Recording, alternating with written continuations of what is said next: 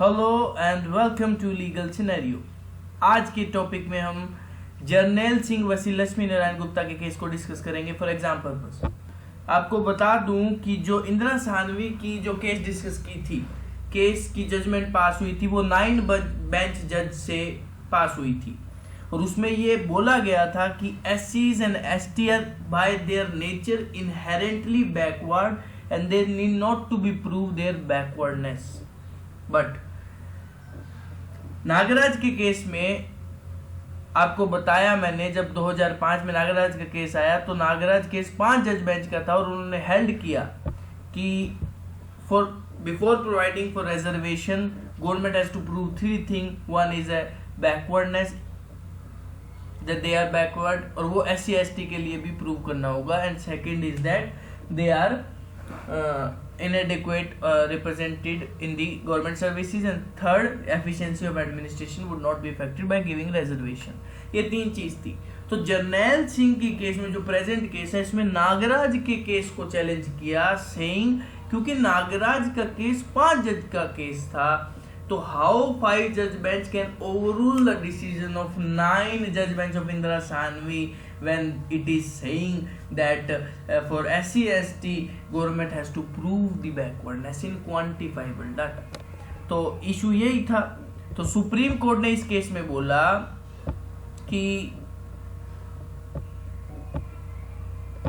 so in this case Supreme Court struck down the Nagaraj case to the extent कि Nagraj case में ये कहा गया था कि बैकवर्डनेस प्रूव करनी पड़ेगी फॉर SC एंड ST के लिए भी इन क्वांटिफाइड डेटा। तो आज की पोजीशन ये है कि only 2 things need to be prove, that first inadequacy of representation and efficiency of administration is not affected. ये SC ST के लिए है, और OBC के लिए रिजर्वेशन देना है तो वहां आपको बैकवर्डनेस भी प्रूव करनी पड़ेगी, एफिशिएंसी ऑफ एडमिनिस्ट्रेशन भी प्रूव करनी पड़ेगी कि इफेक्ट नहीं हो रही, और इनएडिक्वेट रिप्रेजेंटेशन है वो भी प्रूव करना पड़ेगा।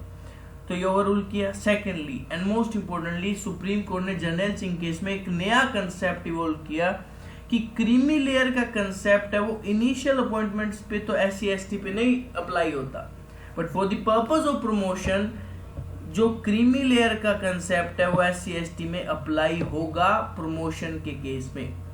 सुप्रीम कोर्ट ने क्या लॉजिक दिया? सुप्रीम कोर्ट ने बोला अगर हम क्रीमी लेयर का कंसेप्ट SC ST पे प्रमोशन में लगाएंगे तो उससे होगा क्या कि जो SC ST की क्लास है वो ट्रूली ए बैकवर्ड क्लास बन जाएगी। अगर हम SCs में भी उन SC ST को हटा देंगे जो इनकम में अच्छे हैं, तो बाकी जो रह जाएगा वो सोशली भी बैकवर्ड रहेंगे और वो इकोनॉमिकली भी बैकवर्ड है, जिससे क्या होगा कि वो एक क्लास इक्वालिटी ज्यादा अचीव होगी इस चीज से, क्योंकि वो 2 तरह से बैकवर्ड हो गए और वो बाकी जो थे वो एक ही सिर्फ सोशली बैकवर्ड थे, ये socially and economically both backward है।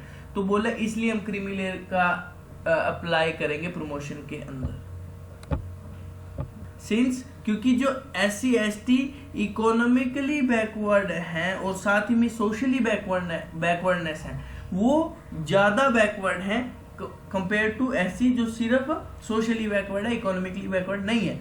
तो इसलिए डिफरेंट सर्कमस्टेंसेस पे एग्जिस्ट कर रहे हैं, इसलिए डिफरेंशियल ट्रीटमेंट भी अलाउ करना चाहिए। Thanks for watching, be with me, see you in the next lesson.